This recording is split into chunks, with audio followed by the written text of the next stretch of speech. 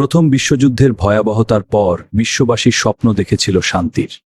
গঠিত হয়েছিল league of Nations, কিন্তু সেই স্বপ্ন বেশি দিন টেকেনি।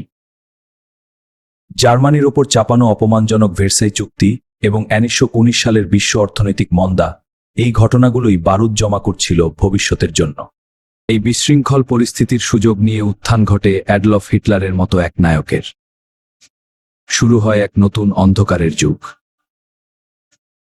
জার্মানিতে হিটলার, ইতালিতে মুসোলিনি এবং জাপানের সাম্রাজ্যবাদী শাসকরা মিলে গঠন করে অক্ষশক্তি বা অ্যাক্সিস পাওয়ার্স। তাদের লক্ষ্য ছিল বিশ্ব দখল।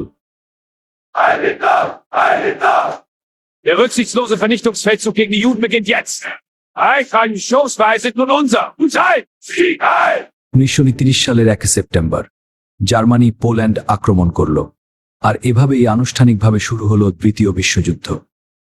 তারা যুদ্ধ ঘোষণা করল। জার্মানি ব্যবহার করল তাদের ভয়ঙ্কর কৌশল ব্লিটজক্রিগ বা পদ্ধতি যুদ্ধ। মনে হচ্ছিল জার্মানিকে থামানোর কেউ নেই। একা ব্রিটেন তখনও লড়াই চালিয়ে যাচ্ছে। 1901 সাল যুদ্ধের মোড় ঘুরে গেল দুটি ঘটনায়। হিটলার তার সবচেয়ে বড় ভুলটি করলেন, তিনি আক্রমণ করলেন মিত্র সোভিয়েত ইউনিয়নকে। Operation Barbarossa. পার্ল হারবারের দৃশ্য, আকাশ থেকে বোমা পড়ছে জাহাজের ওপর।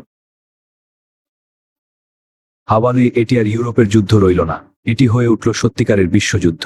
সমুদ্রের মাঝখানে বিমানবাহী রন্তরী ধ্বংস হচ্ছে, স্টালিনগ্রাদের বরফ শীতল প্রান্তর থেকে প্রশান্ত মহাসাগরের মিডওয়ে। 1924 সাল ডি-ডে, মিত্রবাহিনী ফ্রান্সের নরম্যান্ডি উপকূলে অবতরণ করল। এটি ছিল ইতিহাসের অন্যতম বড় উভচর আক্রমণ। জার্মানি দুই দিক থেকে ঘেরাও হয়ে গেল। বার্লিন শহরের ধ্বংসস্তূপের ওপর মিত্রকে বার্লিন দখল করল। হিটলারের পতন হল, ইউরোপে যুদ্ধের অবসান ঘটল। কিন্তু এশিয়ায় সূর্য তখনও অস্ত যায়নি। হিরোশিমা ও নাগাসাকিতে মাশরুম ক্লাউড। 1944 সালের আগস্ট জাপান পারমাণবিক বোমার ভয়াল রূপ। কোটি কোটি মানুষের প্রাণের বিনিময়ে এই যুদ্ধ শেষ হল। বিশ্ব প্রবেশ করল এক নতুন যুগে, যুক্তরাষ্ট্র ও সোভিয়েত ইউনিয়নের স্নায়ুযুদ্ধের যুগে।